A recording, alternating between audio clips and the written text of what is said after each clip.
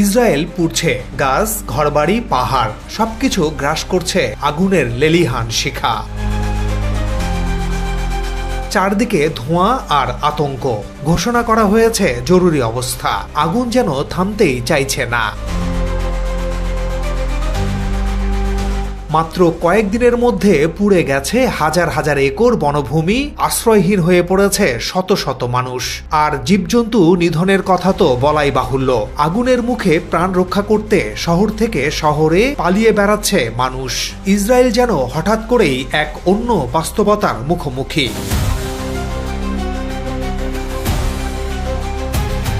কিন্তু এই আগুন শুধুই কি প্রাকৃতিক দুর্যোগ, নাকি এর পেছনে আছে আরেকটি গভীর অদৃশ্য বার্তা? কত শতবার আমরা দেখেছি গাজার আকাশে ধোঁয়ার কুণ্ডলী, শোকাহত মা, কাঁদতে থাকা শিশু, ধ্বংসপ্রাপ্ত ঘরবাড়ি।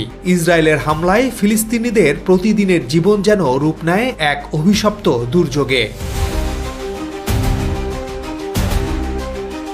এবার সেই আতঙ্ক যেন ঘুরে ফিরে এসেছে ইসরায়েলের দিকেই। আগুন ছড়িয়ে পড়ছে চারদিকে, মানুষ ছুটে পালাচ্ছে নিরাপত্তার খোঁজে, যেন এক প্রতিবিম্ব, যেমনটা আমরা বারবার দেখেছি গাজায়।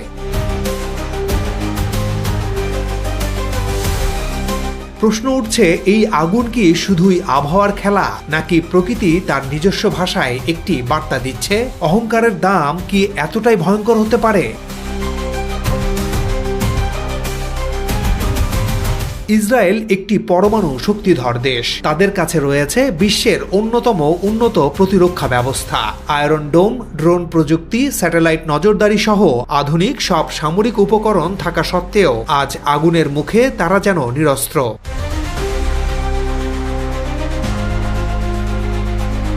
প্রকৃতি কাউকে ছাড়ে না। যখন অতিরিক্ত নিয়ন্ত্রণ আর দম্ভ প্রতিষ্ঠা করতে চায়, তখন প্রকৃতি অনেক সময় স্মরণ করিয়ে দেয় মানুষ কেবলই একজন ক্ষণস্থায়ী পথিক।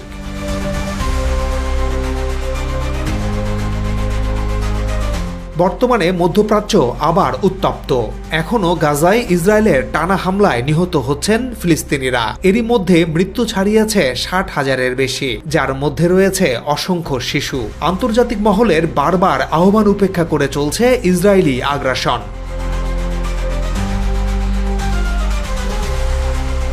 ইসরায়েলের সবচেয়ে বড় মিত্র যুক্তরাষ্ট্র।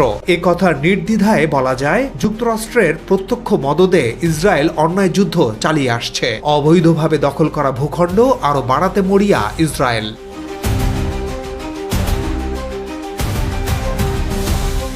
কিন্তু প্রকৃতিও দম্ভ পছন্দ করে না। হয়তো এই আগুন কাকতালীয়, কিন্তু এই মুহূর্তে তা অনেককে ভাবতে বাধ্য করছে ইসরায়েলের দম্ভের বিপরীতে প্রকৃতির এক সামান্য প্রতিশোধ। যেভাবে এক শহর থেকে আরেক শহরে নিজ বাড়ি থেকে উচ্ছেদ হয়ে অন্য কোনো অজানায় ছুটেছে ফিলিস্তিনিরা, আজ সেভাবেই ইসরায়েলিরা পালিয়ে বেড়াচ্ছে। হয়তো দৃশ্যপট আলাদা, কিন্তু ভয় আর আর্তনাদের ভাষা একই।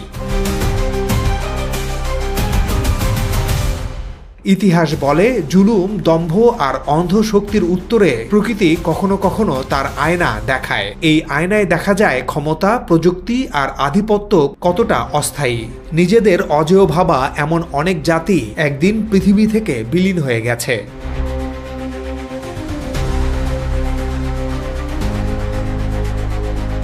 ইসরায়েলের গণমাধ্যম জানিয়েছে, অধিকৃত জেরুজালেমের কাছে দ্রুত ছড়িয়ে পড়ছে দাবানলের আগুন। এই পরিস্থিতিকে জাতীয় জরুরি অবস্থা ঘোষণা করেছে দেশটির প্রতিরক্ষা মন্ত্রী ইসরায়েল কাটজ। প্রতিবেদনে বলা হয়েছে, গত কয়েক বছরের মধ্যে সবচেয়ে ভয়াবহ আকার নিয়েছে এই দাবানল। ইসরায়েল কাটজ তার মন্ত্রণালয়ের এক বিবৃতিতে বলেছেন, আমরা একটি জাতীয় জরুরি অবস্থার মুখোমুখি এবং জীবন বাঁচাতে ও আগুন নিয়ন্ত্রণে আনতে সব বাহিনীকে একত্রিত করতে হবে। টাইমস অব ইসরায়েল বলছে, ভয়াবহ তাপপ্রবাহ এবং তীব্র বাতাস থেকে দাবানলের সূত্রপাত হয়, যার ফলে আগুন নিয়ন্ত্রণে আনাও কঠিন হয়ে পড়েছে বলে জানা গেছে। ইসরায়েলের বিভিন্ন অঞ্চল যেমন নেভে শালোম, বেকোয়া, তাওজ এবং নাশচন সম্প্রদায়ের লোকজনকে এরই মধ্যে সরিয়ে নেওয়া হয়েছে। এছাড়া মেসিলা জিওন থেকেও লোকজনকে সরিয়ে নেয়ার প্রয়োজন হতে পারে জানিয়ে পুলিশকে প্রস্তুত থাকতে বলা হয়েছে।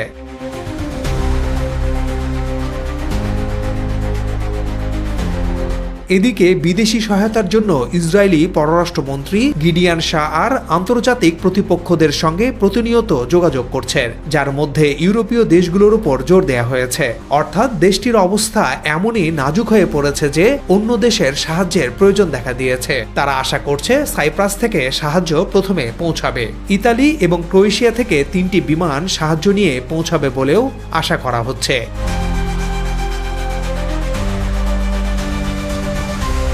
এমনকি তাদেরকে সাহায্য করার ঘোষণা দিয়েছে খোদ ফিলিস্তিন সরকার। বছরের পর বছর ধরে যাদেরকে নিষ্পৃশ্য করে রেখেছে ইসরায়েল, এবার ইসরায়েলের বিপদে তারাও পাশে দাঁড়াচ্ছে। ইসরায়েলের ফায়ার সার্ভিস জানিয়েছে ফায়ার ফাইটারের 163 জনের একটি দল স্থল থেকে এবং আকাশ থেকে 12টি বিমান আগুন নেভানোর চেষ্টা করছে, কিন্তু তাতে তেমন কাজ হয়নি এবং জেরুজালেমের একাধিক স্থানে আগুন আরও ছড়িয়ে পড়েছে।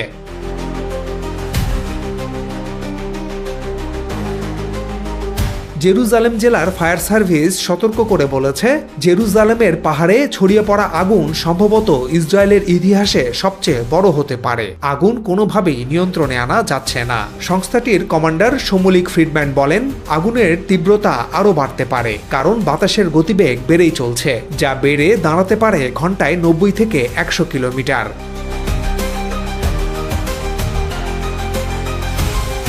ইসরায়েলের অভ্যন্তরীণ নিরাপত্তা সংস্থা শিন বেত জানিয়েছে, কিছু এলাকায় ইচ্ছাকৃতভাবে আগুন লাগানো হতে পারে। যারা এই ঘটনায় জড়িত তাদের খুঁজে বের করার চেষ্টা চলছে। পশ্চিম তীর ও গোলান মালভূমি দখল নেয়ার পরেও দেশটির আয়তন মাত্র 22,145 বর্গ কিলোমিটার। ইসরায়েলের মোট ভূখণ্ডের প্রায় 7 থেকে 8% বনভূমি হিসেবে চিহ্নিত। এটি প্রায় 1500 থেকে 1800 বর্গ কিলোমিটার। কিন্তু এবারের দাবানলে 5000 একর জায়গা এরই মধ্যে পুড়ে গেছে। এর মধ্যে বনভূমি পুড়েছে 3200 একর। ইসরায়েলের বন সংরক্ষণ সংস্থা KKLJNF জানিয়েছে, ক্ষতিগ্রস্ত বনভূমি পুনর্গঠনে 5 থেকে 7 বছর সময় লাগতে পারে। তবে যদি ক্ষতি আরও ব্যাপক হয় তাহলে পুনর্গঠন প্রক্রিয়া 30 থেকে 40 বছর পর্যন্ত সময় নিতে পারে। এখন পর্যন্ত যে ক্ষয়ক্ষতি হয়েছে তার পরিমাণ হতে পারে $120 মিলিয়ন। 1 কোটিরও কম জনসংখ্যার এই দেশ যুদ্ধের কারণে অর্থনৈতিকভাবে চাপে রয়েছে। তাদের কাঁধে রয়েছে বিশাল ঋণের বোঝা। দাবানলে পুড়তে থাকা ছাড়াও হুতি, হিজবুল্লাহ ও হামাসকে মোকাবিলা করতে হচ্ছে ইসরায়েলকে। প্রায়ই তারা ইসরায়েলের ভূখণ্ডে ক্ষেপণাস্ত্র হামলা করছে। এদিকে সিরিয়া থেকে মার্কিন সেনা প্রত্যাহার করে নিচ্ছে যুক্তরাষ্ট্র, আর সেখানে নিজেদের সামরিক অবস্থান শক্তিশালী করছে তুরস্ক। এমনিতেই ইসরায়েলের কাছে আতঙ্কের নাম ইরান। এবার ইসরায়েলের একেবারে নাকের ডগায় তুরস্ক পৌঁছে গেলে নেতানিয়াহু চোখে সর্ষে ফুল দেখবেন। এই মুহূর্তে প্রকৃতি বিরূপ। এবার ইরান ও তুরস্ক যদি বিগড়ে যায় তাহলে ইসরায়েলকে বাঁচাবে কে? আজ এ পর্যন্তই। আবারও দেখা হবে নতুন কোনো ভিডিওতে। সে পর্যন্ত সবাই ভালো থাকুন, সাবস্ক্রাইব করে আমাদের সাথে থাকুন।